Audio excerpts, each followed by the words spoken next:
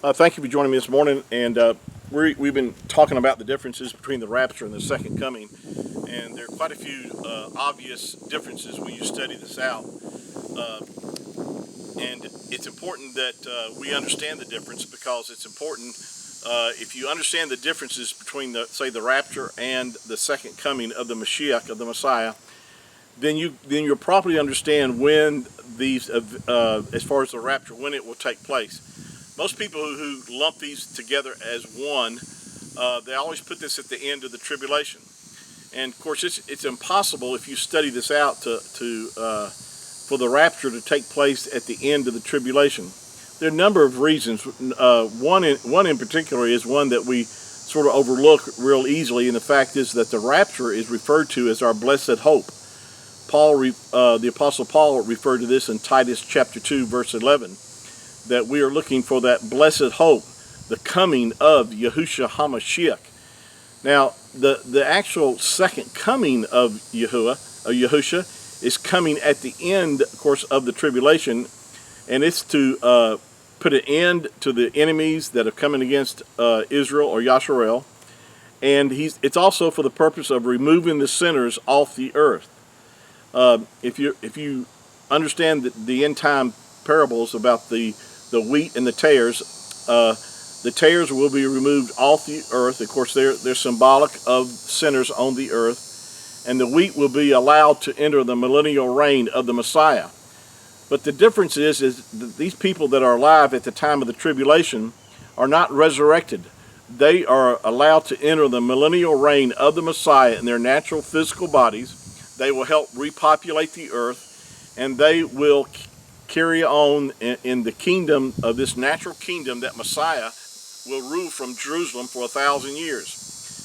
The church, being a different destiny for the church, we've already been raptured right before the time of the tribulation, and we have been taken to the Father's house as a fulfillment of Bible prophecy, where the Messiah prophesied and promised that in John chapter 14 that he was going away to prepare a place for us, and that he was come back for us and take us to be where he was. And of course, we know that this is a definite reference to taking us back to his place, which is heaven, to be with him where he was. Now, we also come back with him at the end of the tribulation, so we have to have already gone to be with him before that in order to come back. So when you begin to understand the sequence of events and how this is going to unfold, then you'll properly understand, when the rapture happens, and it's not at the end of the tribulation, nor either in the middle of the tribulation. And there's so many reasons for this, but again, I'll mention another one. Is the fact is that the church has not been appointed to wrath. That's mentioned a number of times, and that's not just the wrath of eternal judgment or punishment, but that's specifically talking about the day of Yahuwah, a time frame that is going to come upon this earth where the Creator is going to judge the earth for their rejection of the Messiah, and they will have to face 21 judgments. Starting, if you read in Revelation chapter 6, where these judgments begin to be unleashed, you'll find that there's 21 judgments that are coming upon the earth, and over half the population of the earth will perish during the time frame. So again, if you understand just these few little differences right here, that we as the church will receive our glorified bodies at the rapture.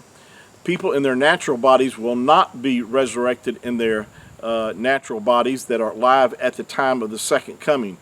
Those that are saved during the tribulation will be allowed to enter into this natural millennial reign here on the earth. Jew and Gentile believers that have come to receive salvation during the time of the tribulation. We'll pick this up on our next session, so thanks for your support. Please continue to share this with others, and we'll pick this up on our next teaching session. Shalom.